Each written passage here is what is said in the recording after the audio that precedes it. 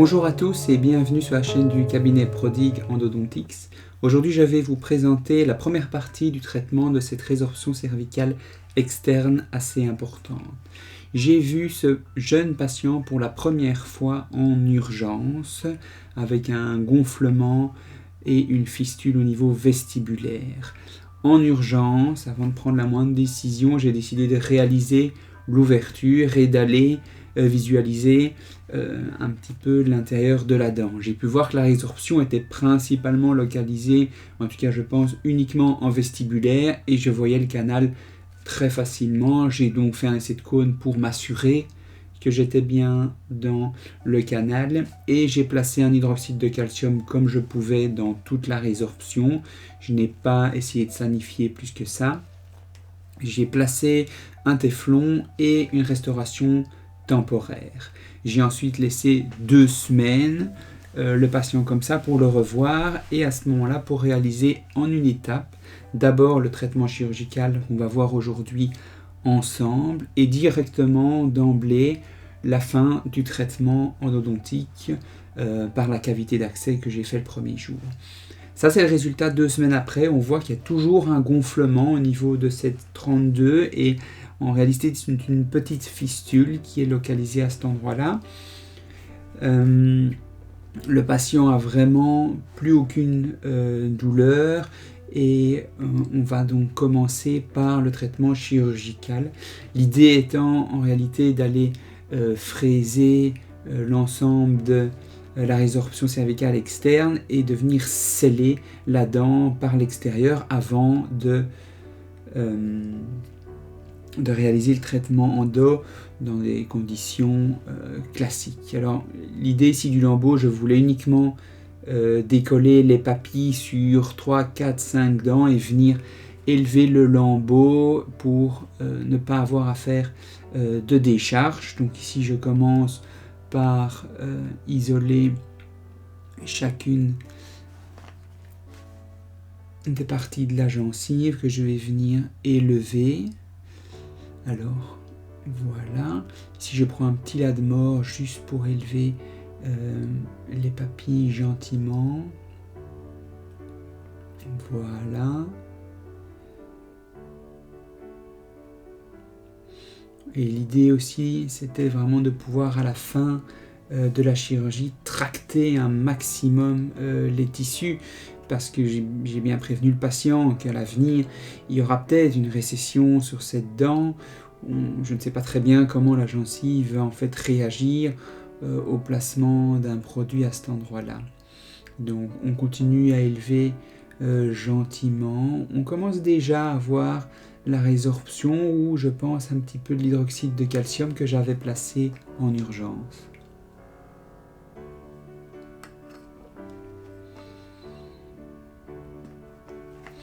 Voilà, ici maintenant j'utilise une rugine pour venir élever donc de pleine épaisseur tout le lambeau.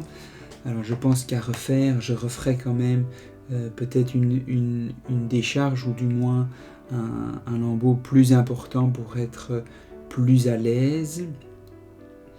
Ici je continue à décoller les gencives. On descend. Voilà. Alors malheureusement à ce moment-ci, ici je vais déchirer la gencive tout pile en regard de la dent qui nous intéresse aujourd'hui, de la 32. Bon, ça m'a direct ennuyé évidemment pour la future cicatrisation la plus esthétique possible. Mais je me suis dit, écoute, on verra bien à quoi ça ressemble à la fin. Et je suturerai avec du 5-0 la petite déchirure que j'ai causée. Donc à refaire, je pense que je ferai un lambeau plus important avec probablement une décharge. Ici, on voit bien le point d'entrée de la résorption qui est vraiment en vestibulaire. Donc je continue à bien donner un lambeau bien lâche pour voir correctement toute la racine. On voit qu'il n'y a plus d'os sur plusieurs millimètres de la partie vestibulaire. Voilà. On voit également ici bien la déchirure que j'ai faite. Ok, et on va pouvoir, je pense, venir commencer à fraiser gentiment une fois qu'on sera bien placé. Donc ici, l'instrument que je vais placer, et c'est pour ça que je continue à élever le lambeau, c'est un dos trait. C'est de façon à maintenir assez facilement le lambeau en place avec la lèvre. Voilà, ça c'est le dos trait. Une fois que c'est bien placé, c'est hyper pratique. C'est un instrument qui est très très gros et qu'on a très bien en main. C'est très pratique pour les assistantes.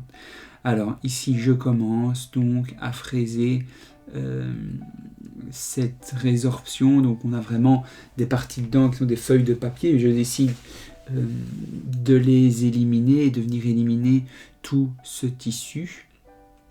Donc voilà, petit à petit. Je suis content de la localisation. J'ai pas fait de cone beam puisqu'en réalité j'avais vraiment bien vu la localisation lors du traitement d'urgence. Donc pour moi elle était vraiment plein vestibulaire, donc c'était idéal comme accès. Ici ça se confirme. Elle est peut-être un tout petit peu vers distal, mais ça sera après la sanification. Donc on continue à l'aide d'une fraise boule et toujours sous irrigation. Ici dans la dent, c'est comme quand on fraise dans une dent sans irrigation. Je n'utilise pas de spray et je viens bien fraiser tout l'intrado de la dent jusqu'au moment à avoir vraiment comme quand on sanifie une carie en réalité. Ici on voit très bien le canal, on le voit, c'est le rond où s'accumulent toutes les poussières. Ça c'est le canal, donc en fait il est plus en palatin, en lingual pardon, évidemment. Donc j'élimine bien tout. Voilà, alors on voit vraiment une espèce de feuille de papier, d'émail qu'il faudra venir éliminer ensuite. Voilà, je vais vérifier donc avec ma sonde en dos, je vérifie ma sanification, je localise bien le canal. Je continue à éliminer les endroits qui ne me semblent pas encore bien sains.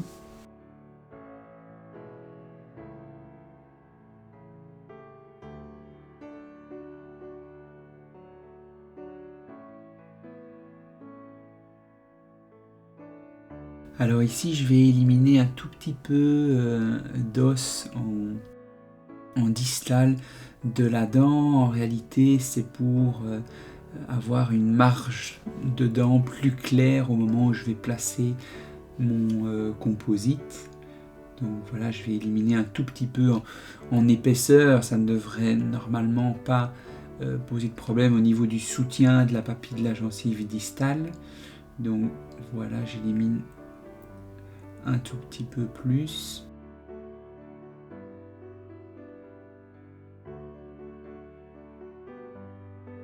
On voit ça saigne un petit peu, il faudra le gérer plus tard, le saignement. Voilà, je vérifie les bords.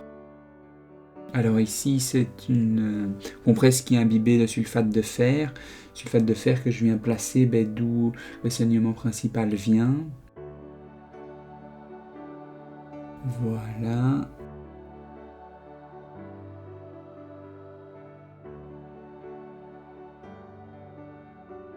Là, on rajoute encore du sulfate de fer à cet endroit-là.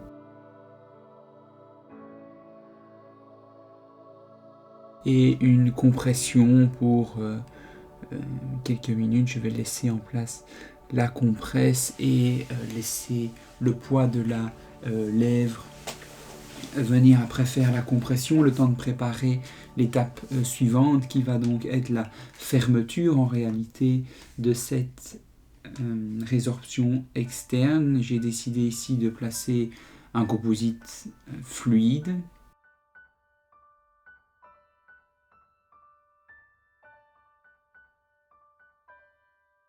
Voilà, après quelques minutes, on replace le dos trait. On voit le saignement est sous contrôle. Bon, c'est pas évident hein, dans ces situations-là. Évidemment, on est sur une situation de compromis, un traitement qui ne rentre pas dans les clous, évidemment. Alors, le saignement qui est à l'intérieur de la dent, il est uniquement dû au saignement extérieur. Je vais venir rincer l'intérieur de la dent. Là, on va bien aspirer tout ça. Voilà, le saignement là qu'on avait en distal a l'air de s'être calmé, donc on va pouvoir passer à la suite.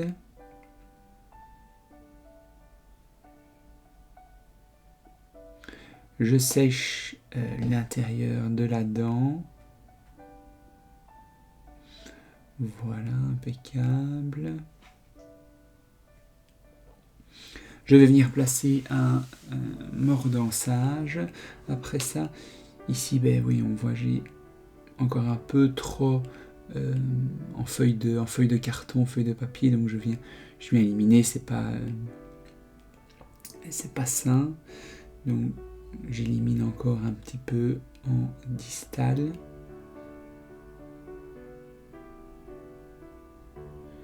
Ici, je vais repasser sur toutes les bords de la cavité pour essayer d'avoir le meilleur collage possible, même si on sait que là, au niveau radiculaire, ça va pas être facile. Bon, il n'y a pas non plus besoin de résistance très importante. Ici, un acide phosphorique classique. Donc, on va laisser en place et puis aspirer et rincer vraiment très très fort pour que vraiment il n'y en reste pas.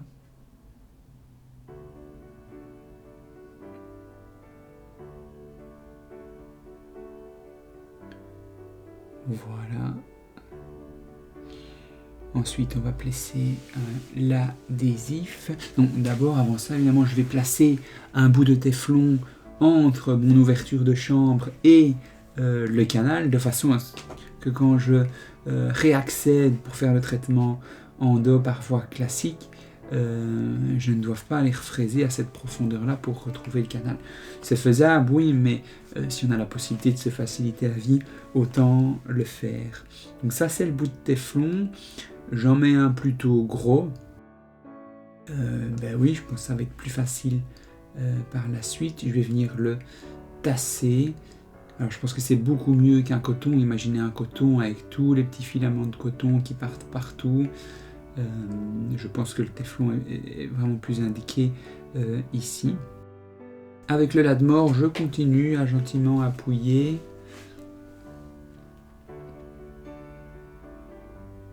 Alors je fais attention à laisser évidemment la plus grosse épaisseur possible pour le futur composite qui va venir se placer. Voilà.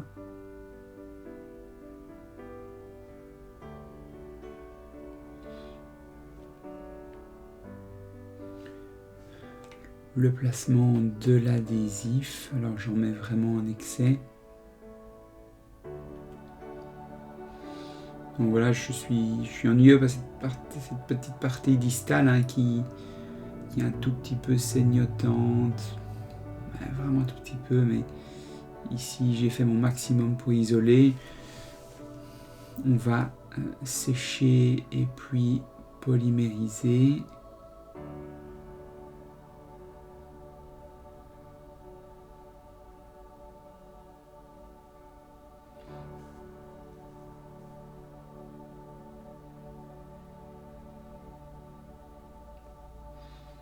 Et puis on va venir placer ce composite fluide. D'abord ici une première couche qui va être polymérisée et ensuite une seconde couche. Je vais en mettre en excès sur la partie distale en me disant voilà, je vais venir après de toute façon polir pour essayer d'avoir la meilleure marche possible. C'est de nouveau polymérisé. Voilà, ça c'est le résultat à la fin de la polymérisation. Et je vais maintenant venir redonner la forme la plus anatomique possible à la racine. Donc j'élimine ici les excès qu'on a en distal. Voilà. Le composite à ce moment-là est beaucoup trop bombé, donc il faut vraiment que je vienne l'aplatir. J'élimine aussi tous les excès d'adhésif que je peux voir.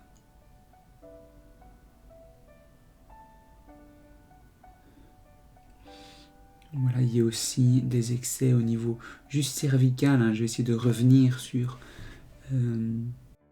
la structure dentaire naturelle en cervical pour juste avoir vraiment la résorption qui est recouverte de ce composite. On continue.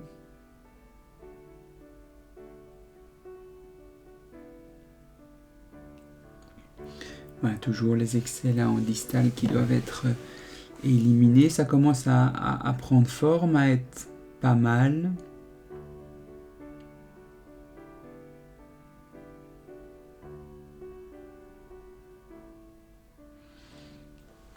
Voilà, je pense que je vais encore venir un petit peu juste en cervical éliminer. On ne voit pas forcément à la vidéo le bombé, mais moi en fait je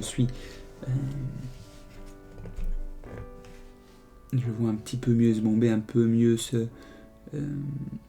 relief que vous à la vidéo. Je regarde évidemment de temps en temps en fait en dessous du microscope pour voir les différentes émergences dans les différents sens. Chaque fois que je fraise là par contre, je suis sous microscope.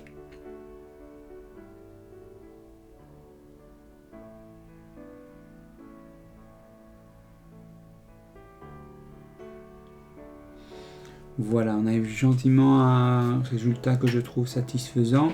Alors, malheureusement, la caméra s'est coupée pendant les premiers points de suture, mais donc j'ai mis un point de suture. Enfin déjà là, 2 points de suture 5.0 résorbables pour la déchirure. Il y en a 2. Et je vais maintenant faire 2 points de suture. Alors je vais profiter du tartre entre les dents du patient pour venir tracter un maximum les 2 papilles autour de cette 32. Voilà, donc je passe le fil par au-dessus et je viens repiquer dans la papille en linguale. Voilà, cette partie-ci est accélérée, 2 fois plus rapide qu'en réalité. Voilà, et on vient tracter un maximum.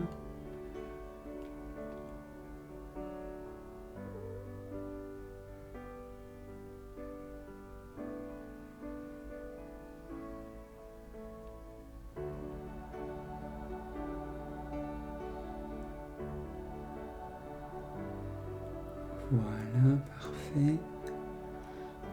Alors vraiment c'est l'inconnu au niveau de la cicatrisation à ce moment-là de la gencive.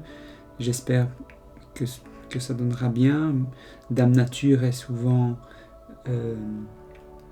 assez sympa avec les gencives, je trouve. En tout cas, on a toujours de toute façon l'os au niveau des papilles interincisives, donc le support devrait toujours être là.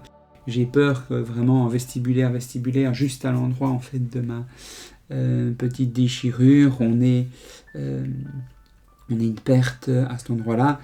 J'ai évidemment bien prévenu le patient, il connaît le pronostic de la dent également.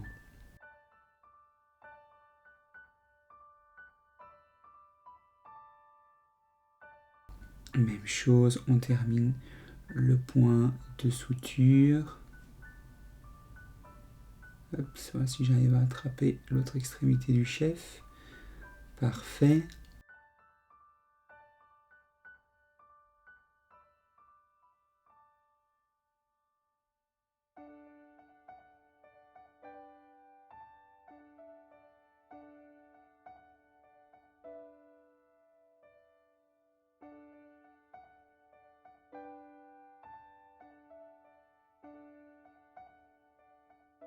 Voilà pour cette première vidéo, donc il n'y aura que la partie du traitement chirurgical, mais c'est durant la même séance que j'ai réalisé la chirurgie et le traitement endodontique. Je pense que ça donne une meilleure chance à la dent. Voilà, ça c'est la photo finale. On voit les 2 points pour la déchirure, les 2 points pour tracter les 2 papilles, chacune de part et d'autre de cette 32. Ça c'est la radiographie post-opératoire. Je suis satisfait, je trouve que le composite est plutôt bien adapté. On voit que la couche est très fine juste en cervicale, donc je ferai bien attention lorsque je la fermerai définitivement. Voilà, je vous remercie pour votre attention et je vous dis à dans quelques jours pour la seconde partie avec la cicatrisation qui, elle, fera l'objet d'une 3e vidéo dans quelques mois. À bientôt, et si la vidéo vous a plu, n'hésitez pas à vous abonner. Au revoir.